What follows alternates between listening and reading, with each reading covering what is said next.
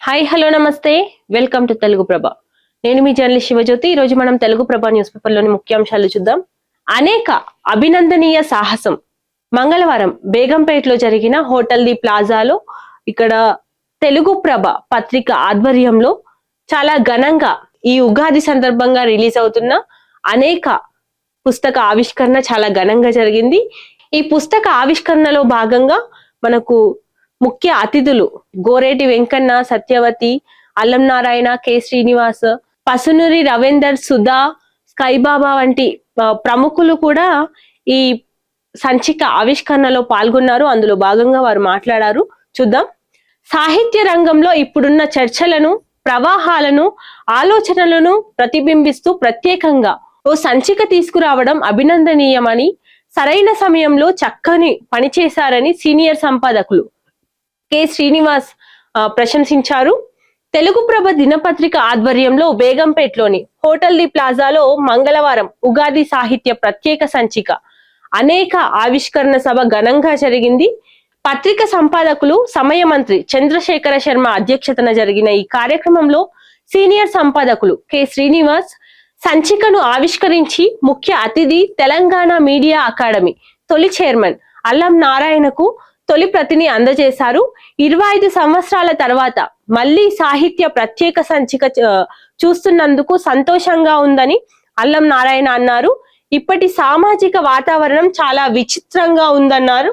So జనజీవన స్రవంతి చాలా తారుమారైందని, Facebook లోనే ఉద్యమాలు, నివాళులు జరుగుతున్న ఈ కాలంలో ఒక సాహిత్య ప్రపంచాన్ని పరిచయం చేయటం అనేది చాలా సాహసంతో కూడిన చర్య అని తెలుగు ప్రభ యాజమాన్యాన్ని కొనియాడారు. కవి, వాగ్గేయకారుడు గోరేటి వెంకన్న మాట్లాడుతూ జీవితంలో జరిగే ప్రతిదీ అద్దం చూపినట్టు అదే సాహిత్యంగా రాసుకొచ్చానని అన్నారు. తెలంగాణ నేల మనుషులు, వారి స్పందనలే కవిత్వంగా రాశానని తెలిపారు. సో ఇక్కడ 25 ఏళ్ల క్రితపు కాలానికి తీసుకెళ్లి మళ్ళీ విలువైన సాహిత్యాన్ని అందించినందుకు స్కైబాబాను, చంద్రశేఖర శర్మను అభినందిస్తున్నానన్నారు. సో ఇక్కడ తెలుగు ప్రభ సంపాదకులు చంద్రశేఖర శర్మ మాట్లాడుతూ మనిషి జీవితం, అనుభవాలు, ఆశయాలు, పోరాటాలు కలిపి సమాజాన్ని నిర్మిస్తాయని, వాటిని అక్షరాల్లో నిలబెట్టి భావితరాలకు అందించేదే సాహిత్యం అని తెలిపారు. ఇక్కడ ఈ కార్యక్రమంలో విశిష్ట అతిథులుగా భూమిక శ్రీవాద పత్రిక సంపాదకులు కొండవీటి సత్యవతి, కవి, విమర్శకులు, జర్నలిస్ట్ పసునూరి రవీందర్, సుధా ప్రసంగించారు. పలువురు రచయితల ఇంటర్వ్యూలు, కథలు, వ్యాసాలు, కవిత్వంతో కూడిన ఈ సంచికను ప్రముఖ విమర్శకులు ఏకే ప్రభాకర్ సమీక్ష చేశారు. అనేక శీర్షిక నిర్వాహకులు, సంచిక సంకలనకర్త స్కైబాబా, శ్రీ జన చైతన్య పబ్లిషర్స్ పక్షాన Karanam Bhargavi, Telugu Prabha CEO B Ramesh, assistant editor Chandanam Srikanth, senior పాత్రికేయులు వసంతలక్ష్మి, సాహితీ కళాకారులు Yakub, Sangisetti Srinivas, Kuppili Padma, KV Narender, Kaluva Mallaiah, Shajahana, Vali Hussain, Vaddiraju Praveen Kumar, professor Banala Srinivas, Vanapatla Subbaiah, Sai Vamshi, BVN Swamy, Charan Parimi, Mrutyunjaya తదితరులు కార్యక్రమంలో పాల్గొన్నారు. ఇక్కడ చూసుకుంటే సంక్షేమంపై వేడెక్కిన సభ, గవర్నర్ ప్రసంగంపై అసెంబ్లీలో బీఆర్ఎస్ నేతల రచ్చ, ధన్యవాదాలు ఎందుకు చెప్పాలని ప్రశ్న, కేటీఆర్ వ్యాఖ్యలపై మంత్రుల కౌంటర్లు, గత 10 ఏళ్లలో ఏం చేశారంటూ నిలదీశారు, అభ్యాస నిధులు సైతం కాజేశారంటూ ధ్వజమెత్తారు, కేబినెట్ లో మహిళలకు స్థానం ఇవ్వలేదని ఆగ్రహం వ్యక్తం చేశారు, స్త్రీలకు 57,000 కోట్లు వడ్డీ లేని రుణాలు ఇవ్వాలంటూ కూడా మన డిప్యూటీ సీఎం బట్టి విక్రమార్క పేర్కొన్నారు. పథకాలపై కేటీఆర్ ధన్యవాదాలు చెప్పాలి అంటూ కూడా కోమటిరెడ్డి వెంకటరెడ్డి పేర్కొన్నారు. ఈ నెల 22 నుంచి రైతు భరోసా నిధులు విడుదల చేయనున్నట్టు కూడా ఆది శ్రీనివాస్ తెలిపారు. మహిళలను కోటీశ్వర్లను చేస్తామంటూ కూడా మంత్రి సీతక్క పేర్కొన్నారు. ఇక్కడ చూసుకుంటే ఇక్కడ 6 గ్యారంటీల ఫైల్ ఎక్కడ అంటూ కూడా అసెంబ్లీలో బీఆర్ఎస్ వర్కింగ్ ప్రెసిడెంట్ కేటీఆర్ ప్రశ్నించారు. గల్లంతైన ఫైల్ పై సిట్ ఏర్పాటు చేయాలన్నారు. ఈ ప్రభుత్వానికి మాటలు ఎక్కువ, పనులు తక్కువ అంటూ కూడా తను ఎద్దేవా చేశారు. 2 ఏళ్లు గడిచినా ఒక్క కుటుంబానికి పూర్తి లబ్ధి రాలేదు అంటూ కూడా తను పేర్కొన్నారు. సీఎం తొలి సంతకానికే విలువ లేకపోతే ప్రజలు ఎలా నమ్మాలి అన్నారు. ఇక్కడ గవర్నర్ ప్రసంగంలో విశ్వసనీయత లేదని వ్యాఖ్యానించారు. ఇక్కడ చూసుకుంటే హ్యామ్ నోట్ల పేరుతో 18,000 కోట్ల కుంభకోణం జరిగింది అంటూ కూడా మీడియా చిట్ చాట్ లో భాగంగా హరీష్ రావు, వేముల ప్రశాంత్ రెడ్డి తెలిపారు. మొబిలైజేషన్ అడ్వాన్స్లతో కాంట్రాక్టర్లకు 18,000 కోట్లు ఇచ్చినట్టు తెలుస్తుంది. ఈ నిధులను పక్క రాష్ట్రాల ఎన్నికలకు మళ్లించే యత్నం చేస్తున్నారు అంటూ పేర్కొన్నారు. సీలింగ్ ఎత్తివేతలతో అధిక కొటేషన్లకు మార్గం సుగమం అవుతుంది అంటూ కూడా పేర్కొన్నారు.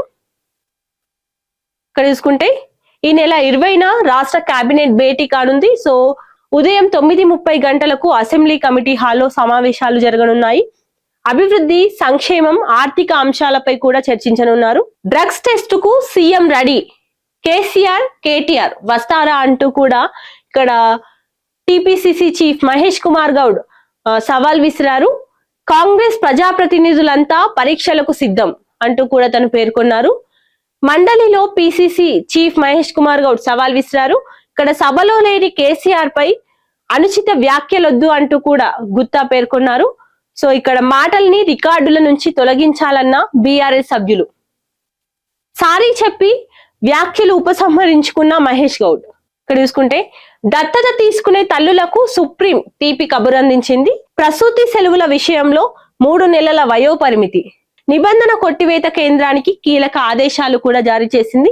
ఇక్కడ చూసుకుంటే పార్టీ మారడం ఖాయం, రేవంత్ చెప్పినా శ్రీధర్ చెప్పినా తగ్గేదేలే అంటున్నా ఇక్కడ తేల్చి చెప్పేసిన మాజీ మంత్రి జీవన్ రెడ్డి. 25న బీఆర్ఎస్ లోకి కాంగ్రెస్ సీనియర్ నేత బీఆర్ఎస్ లోకి వెళ్లనున్నారు. జగిత్యాల సభలో ప్రకటనకు సంకేతాలు ఇచ్చారు.